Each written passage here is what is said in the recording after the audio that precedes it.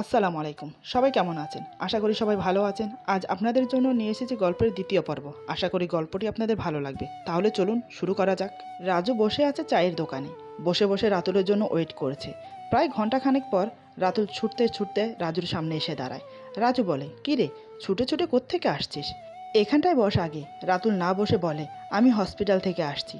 রাজু চিন্তিত হয়ে বলে, "হসপিটালে মানে? কি হয়েছে? সব ঠিক আছে তো?" রাতুল বলে, "আমাকে ক্ষমা করে দে। আমিও ওয়াদা রাখতে পারলাম না।" রাজু বলে, "তুই আগে শান্ত হয়ে বস, তারপর বল কি হয়েছে। কিসের ওয়াদা রাখতে পারিসনি?" রাতুল বলে, "দাঁড়া, তোকে সব বলছি, তবে প্রথম থেকে বলি, তাহলে সব বুঝতে পারবি।" এই বলে রাতুল শুরু করে, "আমি একটা মেয়েকে ভালোবাসি।" এই কথা শুনে রাজু কিছু বলতে যাবে, তাকে থামিয়ে দিয়ে রাতুল বলে, "তুই আমাকে বকা দেওয়ার আগে আমার সম্পূর্ণ কথা শোন, তারপর একসাথে বকা দিস।" এই বলে আবার শুরু করে, "মেয়েটা আর কেউ না, আমার খালাতো বোন ইরা। দেখতে ভারী সুন্দরী, ওর চোখ দুটো খুবই মায়াবী। একবার চোখে চোখ রাখলে সরানো যায় না, এতটাই আকর্ষণীয় ওর ফিগার। সামনে দিয়ে যখন হেলে দুলে চলে তখন মনে হয় বুকের ভেতরে কাঁপন সৃষ্টি হয়। ওর রূপ লাবণ্য প্রকাশ করে শেষ করা যাবে না। এরা আমাদের বাড়িতেই থেকেই পড়াশোনা করে, কারণ ওদের বাড়ি থেকে কলেজ অনেক দূরে, আমাদের বাড়ি থেকে কাছে। তাই মা বাবা আমাদের বাড়িতে নিয়ে এসেছে, বলেছে এখানে থেকে পড়াশোনা করবে। সেই থেকে এরা আমাদের বাড়িতে। আমাদের বাড়িতে আসার পর থেকে দুজনের মাঝে খুব কম কথা হতো, কিন্তু ধীরে ধীরে আমাদের মাঝে কথা বলা বাড়তে লাগলো। তারপর বন্ধুত্ব হয়, একে অপরের সাথে সব কিছু শেয়ার করতাম। এভাবে চলছিল দিন। কিন্তু আমি দিন দিন ওর প্রতি দুর্বল হয়ে পড়ছি। ওইদিকে আমার মতো ইরাও আমাকে মনে মনে চাইতে শুরু করে। আমি ওর চোখের ভাষা বুঝতে পারি। ওর চোখ, ওর ঠোঁট নীরব থাকলেও অনেক কিছু বলে যায়। মাঝে মাঝে আমার দিকে তাকিয়ে মুচকি মুচকি হাসে। চোখে মুখে রোমান্টিক ভাব সদাই ফুটে ওঠে। মিথ্যে বলবো না, আমারও ঠিক একই রকম অনুভূতি হয়। নিজেকে কোনোভাবেই ধরে রাখতে পারছি না। ওকে কাছে পাওয়ার জন্য মনটা ব্যাকুল হয়ে থাকতো। একদিন আমি ভয়ে ভয়ে ইরাকে রাতে দেখা করতে বললাম ছাদে। আমার কথা শুনে ইরা হয়তো আমার মনের কথা বুঝতে পারে। আমার দিকে তাকিয়ে মুচকি হেসে উত্তর দিল, "ঠিক আছে।" তারপর রাতে সবাই যখন খাওয়া দাওয়া করে শুয়ে পড়ল, তখন পা টিপে টিপে ইরা ছাদে চলে যায়। আমি ওর আগে ছাদে ছিলাম। ইরা ছাদে এসে দরজা লাগিয়ে দেয়। তারপর আমার সামনে এসে দাঁড়ায় মাথা নিচু করে। আকাশে চাঁদ ছিল, তার আলোতে ইরাকে আরও অপূর্ব লাগছে। আমি চোখ গোল গোল করে তাকিয়ে আছি। আমি কিছু বলছি না দেখে ইরা লাজুক মাখা মুখে বলে, "চুপ করে আছো কেন? আমাকে কেন ডেকেছো? বললে না তো?" ওর কথায় আমি সম্বিত ফিরে পেয়ে বললাম, "হ্যাঁ, কিছু বলছো?" ইরা বলে, "আমাকে ডেকেছো কেন?" আমি ইরার আরও কাছে এসে বললাম, "কেন ডেকেছি তুমি জানো না?" আমি ইরার এত কাছে চলে এসেছি যার ফলে ইরা অস্বস্তি বোধ করছে। তারপরও নিজেকে স্বাভাবিক করে বলে, "তুমি কি বলতে চাও আমি কি করে জানবো? না বললে?" আমি বললাম, "সত্যি তুমি জানো না, নাকি জেনেও না জানার ভান করছো?" আমার কথা শুনে ইরা আরও লজ্জায় রাঙা হয়ে গেল। আমি ওর কাঁধে হাত রেখে বললাম, "তুমি এত সুন্দর কেন বলো তো? তোমার সৌন্দর্য যে আমাকে বাধ্য করেছে তোমাকে ভালোবাসতে। নিজেকে অনেক চেষ্টা করেছি ধরে রাখতে, কিন্তু তোমার মায়াবী মুখ আর তোমার সরলতা আমাকে দুর্বল করে দিয়েছে। কখন কিভাবে যে তোমাকে ভালোবেসে ফেলেছি আমি নিজেও জানি না। আমি তোমাকে ভালোবাসি ইরা, সত্যি ভালোবাসি।" আমি কাঁধে হাত রাখার কারণে হয়তো ইরা থরথর করে কাঁপছে। আমি আবার বললাম, "কি হলো, এভাবে কাঁপছো কেন?" ইরা আমার হাত সরিয়ে দিয়ে নিজেকে স্বাভাবিক করে বলে, "কিছু না।" আমি বললাম, "কিছু না বললেই হলো?" আমি স্পষ্ট ছুঁয়ে দেখলাম তোমার পুরো শরীর কাঁপছে। ইরা বলে, "আমার ভালো লাগছে না, আমি এখন আসি।" আমি বললাম, "কিন্তু আমার কথা রিপ্লাই তো দিলে না।" ইরা বলে, "কাল দেখা করো, কাল বলছি।" এই বলে ইরা চলে গেল। আমি ওর হাবভাব বুঝতে পেরে মুচকি মুচকি হাসছি। আমি জানি আমার ছোঁয়াতে ওর শরীরে শিহরণ খেলে গেছে, তার মানে আমি ওকে প্রথম ছুঁয়েছি। আমি ছাদে দাঁড়িয়ে আরও কিছুক্ষণ এটা সেটা ভেবে রুমে চলে গেলাম। তারপর ঘুমিয়ে পড়লাম। পরদিন সকাল থেকে আমাকে দেখলেই লুকিয়ে পড়ে ইরা। মনে হয় লজ্জা পাচ্ছে। এখানে লজ্জার কি হলো আমি সেটাই বুঝতে পারছি না। মনে মনে ভাবলাম রাতে জিজ্ঞেস করব। রাতে খাওয়ার সময় ইশারা করে বললাম ছাদে যাওয়ার জন্য। আমি খেয়ে নিয়ে ছাদে চলে গেছি। প্রায় আধা ঘন্টা পর ইরা এলো। ঠিক আগের দিনের মতো ছাদের দরজা লক করে দিল। কেন লক করে দিচ্ছে সেটা আমি আন্দাজ করতে পেরেছি। এত রাতে আমাদের দুজনকে কেউ ছাদে না দেখে ফেলে, তাই। ইরা এসে আমার থেকে একটু দূরে দাঁড়ায়। তারপর আমাকে উদ্দেশ্য করে বলে, "কেন আসতে বলেছ? এভাবে রাতে দেখা করা কি ঠিক? যদি কেউ দেখে ফেলে তখন কি হবে?" আমি বললাম, "তুমি কিন্তু কালকের কথা রিপ্লাই দাওনি, আজ বলবে বলেছিলে।" ইরা বলে, "কি জানতে চাও বলো?" আজকের ইরা কালকের ইরা না। কালকের লজ্জায় মাথা উঁচু করে দাঁড়াতে পারছে না, কিন্তু আজ চোখে চোখ রেখে কথা বলছে। ওর পরিবর্তনে আমি একটু অবাকই হলাম। তারপরও আমি স্বাভাবিক হয়ে বললাম, "কাল রাতে আমি আমার মনের কথা বলেছিলাম তোমাকে। তুমি কি আমাকে ভালোবাসো?" ইরা বলে, "সেটা কি মুখ ফুটে বলতে হবে? তুমি কি বুঝতে পারো না আমার মনের কথা? এত রাতে তুমি ডাকলে আমি চলে এলাম কেন? এখনও কি বুঝতে পারছো না?" ওর কথায় আমি খুশিতে ডগমগিয়ে উঠে বললাম, তার মানে তুমি আমাকে ভালোবাসো। আমি কি বোকা, এতদিন বুঝতেই পারলাম না। এই বলে আমি ওকে জড়িয়ে ধরি। কিন্তু কি আশ্চর্য, ও আমাকে একটুও বাধা দিল না, উল্টা সেও আমাকে জড়িয়ে ধরলো। বুঝলাম আমার ছোঁয়া ওর কাছে ভালো লাগছে, তাই হয়তো বাধা দিচ্ছে না। সেই থেকে শুরু হলো আমাদের ভালোবাসা, একে অপরের প্রতি দুর্বলতা। এইভাবে প্রতি রাতে আমরা দুজন সবাই ঘুমিয়ে যাওয়ার পর ছাদে দেখা করতাম। সারা রাত আমরা ছাদে কাটিয়ে দিতাম। এতক্ষণ রাজু সবকিছু মনোযোগ দিয়ে শুনছিল। রাতুল নিঃশ্বাস নেওয়ার জন্য একটু থামতেই রাজু বলে, বাহ বাহ বাহ, বহুত খুব। এত সুন্দর করে কাহিনী বললি, আমি কাহিনী শুনিনি, মনে হচ্ছে সামনে যেন টেলিকাস্ট দেখছি। তোর কাহিনী তো বাস্তবকেও হার মানাবে ভাই। এত সুন্দর প্রেম কাহিনী, কি আর বলি তোকে। একে একে সবাই বেমানি করলো, তুইও করলি। এতক্ষণ ধরে তো প্রেম কাহিনী শোনালি, এবার বল হসপিটালে কেন গেছিস? হসপিটালের কথা না বলে প্রেমের কথা কেন বলছিস? প্রেমের সাথে হসপিটালের কানেক্ট কি বলতো? রাতুল বলে, এতক্ষণ তো তুই শুরুটা শুনলি, এরপর কি হয়েছে সেটা শোন। রাজু বলে, চুপ করে কেন, আবার শুরু কর। রাতুল আবার বলতে থাকে, আমাদের মাঝে প্রেমের সম্পর্ক ছিল, শুধু তাই নয়, আমাদের মাঝে শারীরিক সম্পর্কও হয়েছে। রাজু মাথায় হাত দিয়ে বলে, বলিস কি রে? তারপর রাতুল বলে, তারপর আর কি, এরা অসুস্থ হয়ে পড়েছে, ওকে নিয়ে হসপিটালে গিয়েছিলাম। রাজু বলে, বাপরে বাপ, তুই দেখছি রোহিত রানা ওদের থেকেও 3 পা এগিয়ে আছিস। একজন প্রেম করে বিয়ে করেছে, আরেকজন প্রেম করে ধরা পড়ে বিয়ে করেছে, আর তুই প্রেম করে শারীরিক সম্পর্ক করেছিস। আমি তোদেরকে বাহবা দেওয়া ছাড়া আর কিছুই করতে পারছি না। ইরাকে ডাক্তার দেখে কি বলল? রাতুল দিক নিঃশ্বাস ফেলে বলে, ওকে দেখে ডাক্তার যা বলল সেটাই তো অনেক বড় প্রবলেম হয়ে দাঁড়িয়েছে। রাজু বলে, কি বলেছেন ডাক্তার, সেটা তো বলবি। রাতুল বলে, ইরা এখন প্রেগনেন্ট। রাজু চোখ বড় বড় করে বলে, বলিস কি রে, বিয়ে ছাড়াই বাচ্চার বাবা? তুই বড় লাকি রে। রাতুল বলে, ইয়ার কি করছিস, এদিকে আমার ভয়ে প্রাণ বেরিয়ে যাচ্ছে। রাজু বলে, তুই এতটা এগিয়ে যাবি আমি ভাবতে পারিনি। প্রেম করেছিস ভালো কথা, কিন্তু বিয়ের আগে শারীরিক সম্পর্কটা না করলেই পারতি। দুই ফ্যামিলি যখন জানতে পারবে তোদের কার্যকলাপ, তখন কি ভালো দেখাবে? বিয়ের আগে এসব শারীরিক সম্পর্ক করা পাপ। জেনে শুনে এই কাজটা করলি কি করে তুই? আমি তোর থেকে এটা আশা করিনি। রাতুল বলে, আমার ভুল হয়ে গেছে, প্লিজ দোস্ত আমাকে মাফ করে দে, এখন তুই আমাকে বাঁচা। রাজু বলে, এখন তুই কি চাস সেটা বল। রাতুল বলে, আমি চাই বাচ্চাটা নষ্ট করে ফেলতে। রাজু বলে, বুঝলাম, কিন্তু ইরা কি বলছে, সে কি চায়? রাতুল বলে, ইরা বাচ্চা নষ্ট করতে চায় না, সে বলে আমাকে বিয়ে করো, তাহলেই তো সব কিছু সমাধান হয়ে যাবে। রাজু বলে, ইরার কথায় আমি সম্মতি জানাই, সে ভুল কিছু বলেনি, বিয়ে করলেই তো সব কিছু সমাধান হয়ে যাচ্ছে। রাতুল বলে, এই পরিস্থিতিতে বিয়ে করলে মানসম্মান থাকবে? বাচ্চাটা নষ্ট করার পরে না হয় বিয়ে করি, তাহলে তো আর কেউ কিছু জানতে পারলো না। রাজু রেগে গিয়ে বলে, যখন অবৈধ সম্পর্কে লিপ্ত হয়েছিলি তখন মনে ছিল না মানসম্মানের কথা? পাপ কাজ করার আগে তো একবারও ভাবিসনি, এখন কেন ভাবছিস? তোদের দুজনের দোষের দায় ওই নিষ্পাপ বাচ্চাটা কেন নেবে? এমনিতেও বাচ্চা নষ্ট করা মহাপাপ। আমি এটাতে সম্মতি জানাই না, তুই বরং ইরাকে বিয়ে কর। আজ এখন এই মুহূর্তে বাসায় গিয়ে তোর মাকে সব খুলে বল, তিনি একটা কিছু ম্যানেজ করে নেবে। রাতুল বলে, আমি বিয়ে করতে চাই না, আমি বিয়ে করে নিলে তুই একা হয়ে যাবি। রাজু বলে, এসব কথা প্রেম করার আগে ভাবা উচিত ছিল। প্রেম করে মেয়েটাকে প্রেগনেন্ট বানিয়ে এখন ভাবতে এসেছে আমার কথা। আমাকে নিয়ে ভাবতে হবে না, তুই বরং বিয়ের জন্য প্রস্তুতি নে। রাতুল বলে, ঠিক আছে, তবে একটা কথা, সবাইকে শর্ত দিলি, আমাকে দিবি না? রাজু মুচকি হেসে বলে, শর্ত? তাও আবার তোকে? কি লাভ বলতো, দুজনকে তো দিয়েছিলাম, আসতে পেরেছে বাসর ঘর ছেড়ে, তুইও পারবি না। রাতুল বলে, তুই আমাকে শর্ত দে, আমি নিশ্চয়ই আসবো। রাজু বলে, পারবি না। রাতুল বলে, অবশ্যই আসবো, তুই একবার দিয়ে দেখ না। রাতুলের কথা মতো রাজু শর্ত দিল, সে আগের শর্তই, বাসর ঘরে গিয়ে 5 মিনিট থেকে চলে আসতে হবে। কিন্তু আদতে পারবে রাতুল আসতে? সেটা তো বিয়ের দিন বাসর ঘরে গেলেই বোঝা যাবে। রাতুলের বিয়ে নিয়ে প্রথমে একটু ঝামেলা হয়, কারণ ওরা আগেই অঘটন ঘটিয়েছে। দুই ফ্যামিলি মেনে নিতে একটু সমস্যা করলো, তারপর মান সম্মানের কথা চিন্তা করে বিয়ে দিতে বাধ্য হলো।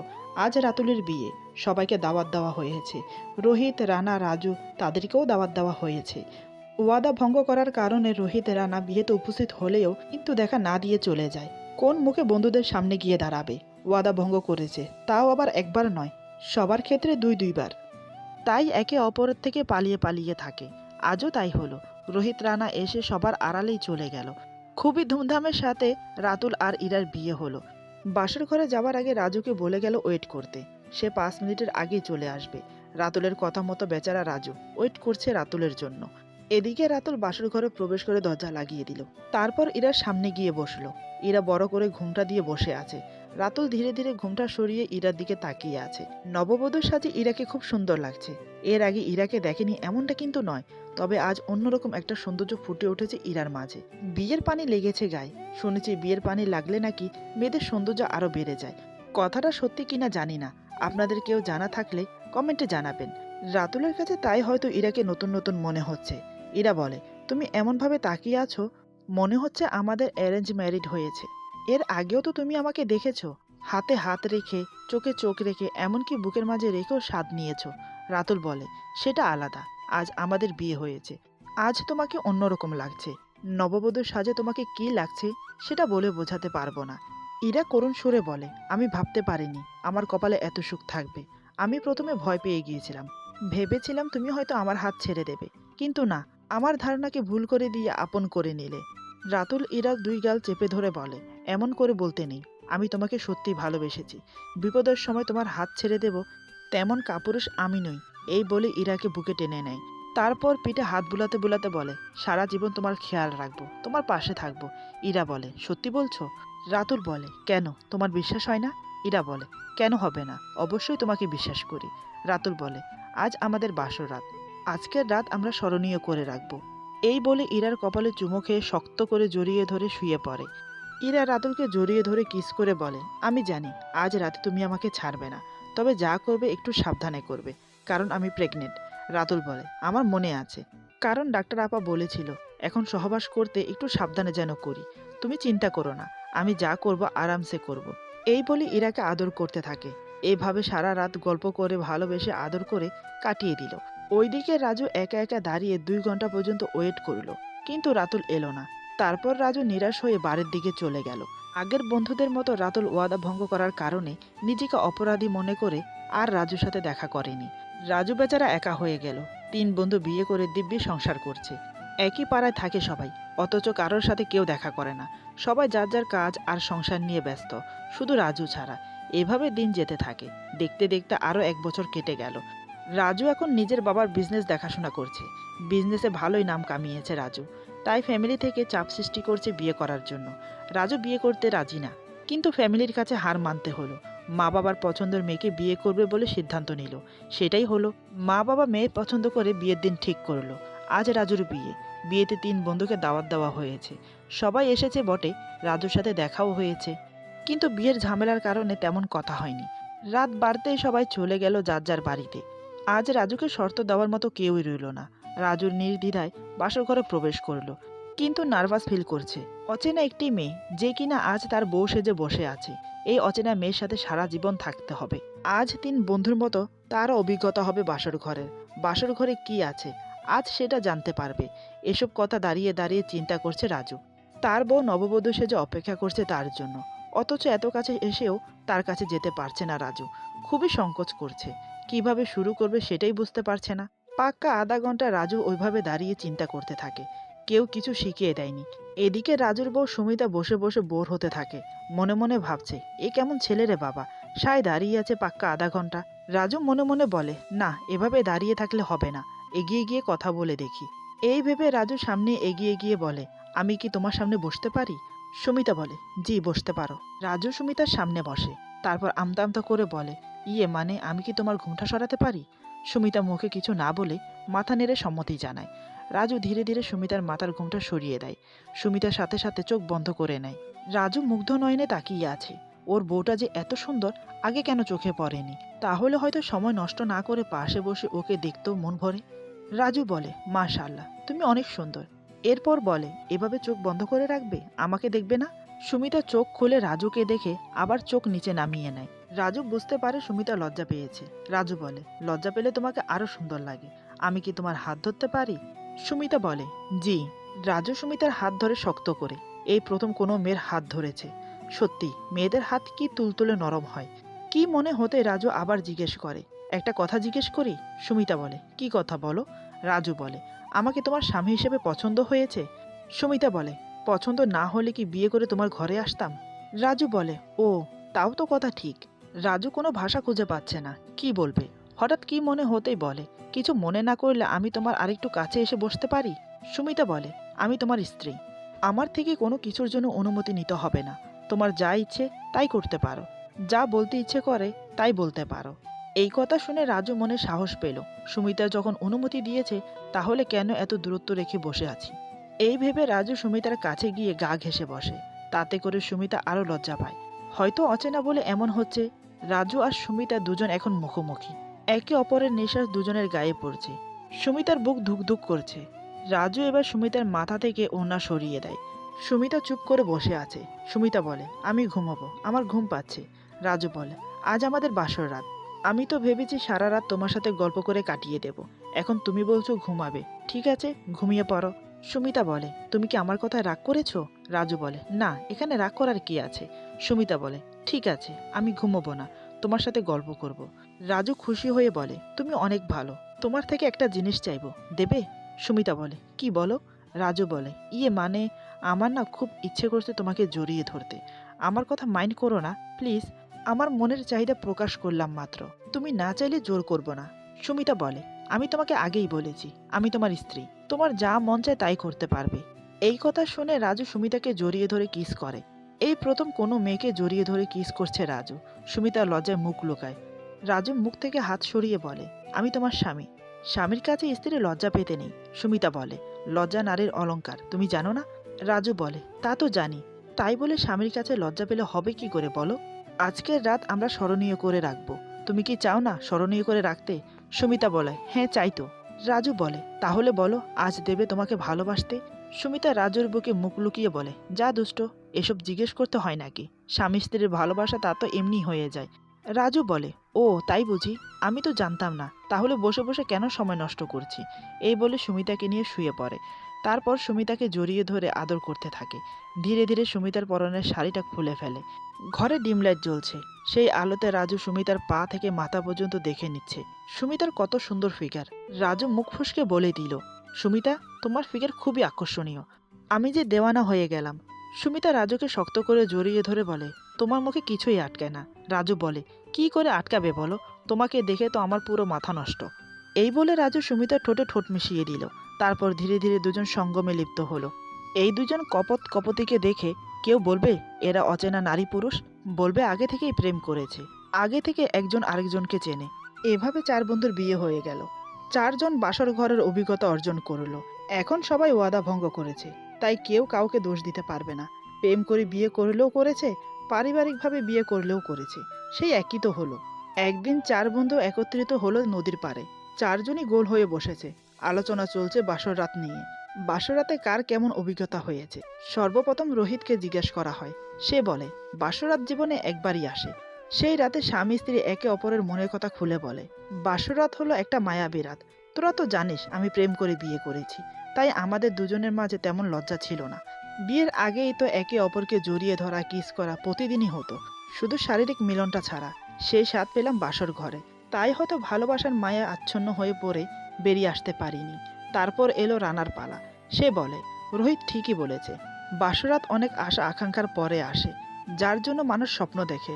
বাসরাতের প্রবেশ করে যখন বউয়ের মুখ দেখে, তখন বাহিরের জগতের সব ভুলে যায়, শুধু ওই মিষ্টি মুখখানাই দেখতে মন চায়। রোহিতের মতো আমিও বিয়ের আগে জড়িয়ে ধরা, কিস করা এসব করেছি। শারীরিক সুখ বাসর রাতেই পেয়েছি। তাই হয়তো একে অপরকে ভালোবেসে যাব বলে, গল্প করে কাটাবো বলে বেরিয়ে আসতে পারিনি। এবার এলো রাতুলের পালা। সে বলে, বাসরাতে আমার তেমন কোনো অভিজ্ঞতা হয়নি, কারণ আমি বাসরাতের আগে সব করে ফেলেছি। জড়িয়ে ধরা, কিস করা, শারীরিক সম্পর্ক সব হয়ে গেছে। ইনফ্যাক্ট বাসরাতের সময় আমার স্ত্রী প্রেগনেন্ট ছিল। এটা শুনে সবাই হো হো করে হেসে ওঠে। রাতুল আরও বলে, তবে হ্যাঁ, বাসরাত সে এক মধুময় রাত।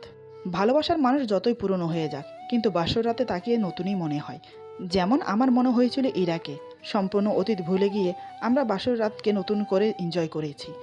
তাই হয়তো আমিও বেরিয়ে আসতে পারিনি মায়ার জাল বোনা বাসর ঘর থেকে। সব শেষে রাজুর পালা। সবাই জানে রাজুটা ইন্টারেস্টিং হবে, কারণ রাজু মা বাবার পছন্দের মেয়েকে বিয়ে করেছে। রাজু বলে, বাসরাত সে এক অদ্ভুত রাত। তোরা তো জানিস মা বাবার পছন্দের মেয়েকে বিয়ে করেছি।